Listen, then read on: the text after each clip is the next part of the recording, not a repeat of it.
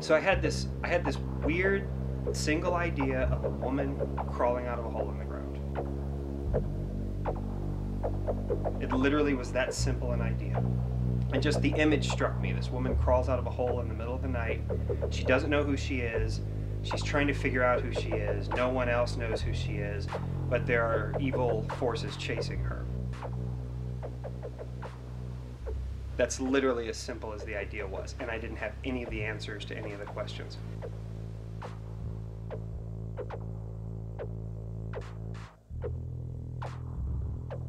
Ted Smith made a film called Guardian of the Realm, and that film was financed by an old high school buddy of his named Robert Clark. After the guys had shot Guardian of the Realm out in LA, it was Bob that had said, I want to keep making movies, but let's do it in St. Louis. Well, Guardian of the Realm was made almost entirely in Los Angeles. And at the completion of that movie in like 2005, 2006, Bob was interested in making more movies, but he didn't really want to keep making them in LA, and I don't blame him. Because of cost being what it is in Hollywood, we wanted to try the proposition of shooting a film in St. Louis.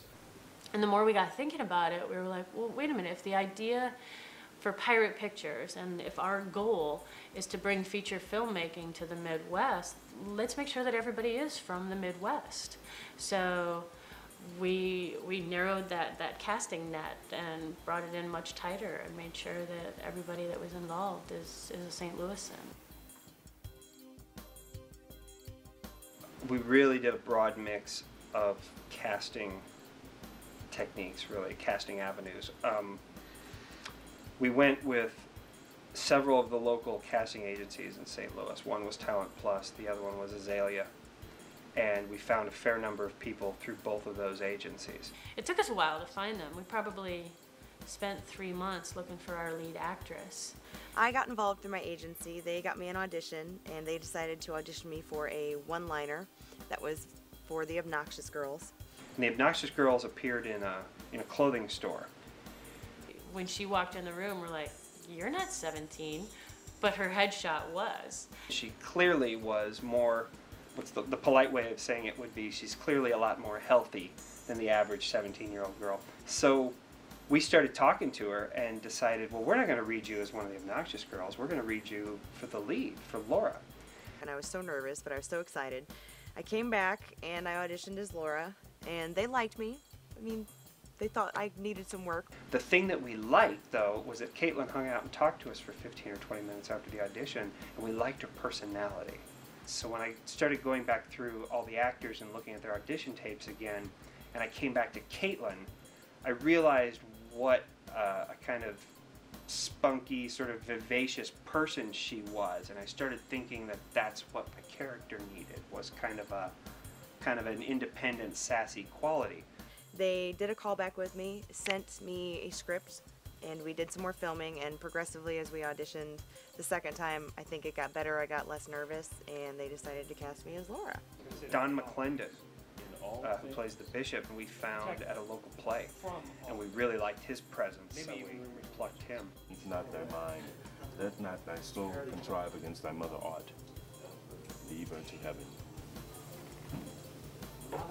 Believe it or not, I had two uncles that were priests, and so I talked to them both about the lifestyle, and then I also did just research on my own as far as you know, how one becomes a bishop, the daily lives of priests, monetary, you know, the economic aspect of the priesthood, emotional aspect of the priesthood. They were going through my pictures on MySpace and saw a picture of me with my cat on my shoulder, and I had real long hair, and Wyatt said, that's it, that's the look that I want. It was funny for me reading his MySpace page. A lot of his likes and dislikes and preferences on his MySpace page were very similar to mine. We liked the same movies, we liked the same TV shows, and I feel he even sort of resembles me a bit when I was younger doing my acting thing. They finally brought me in to read opposite Don McClendon, who ended up playing the bishop, and and Caitlin. And that was kind of my audition at the same time. I was brought in to read with them so they'd have somebody to read, but at the same time it was my audition, so that was how they brought me in.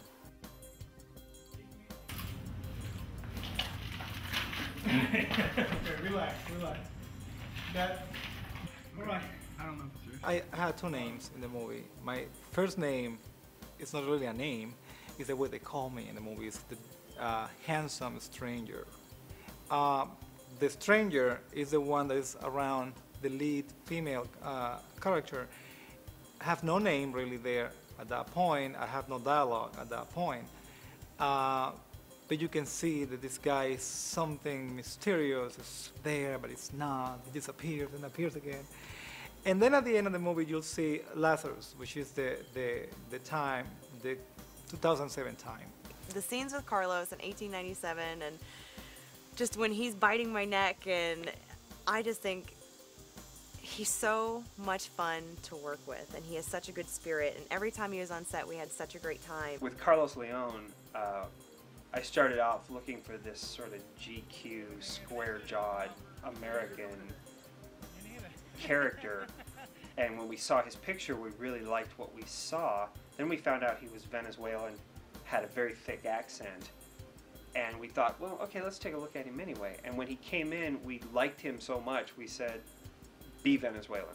I decided that I should get this character, I should give him like a nationality and think, well, if he's from abroad, where can he came from? And I said, well, Spain.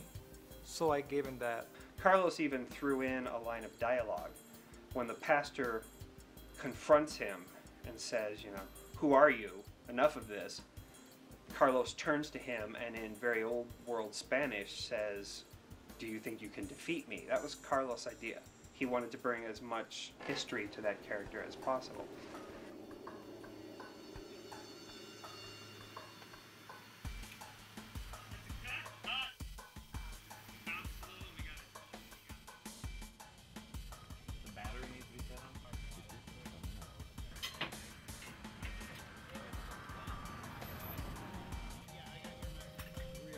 Alright, it is 7:41.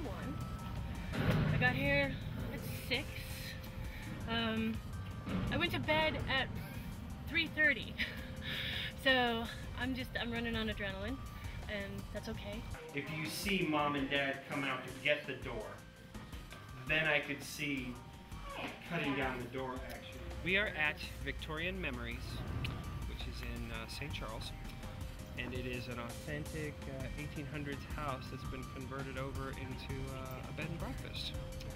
But all the trimmings inside are authentic 1800 period, so it's basically been a ready-made set. We've just walked on and started shooting, basically, with very little adjustment.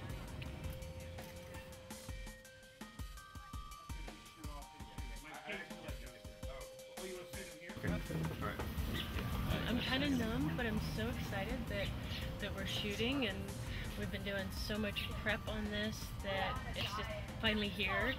And there's still so much to do because we have a month of this to happen. But yeah, I think it's going good. I'm jazzed. Awesome.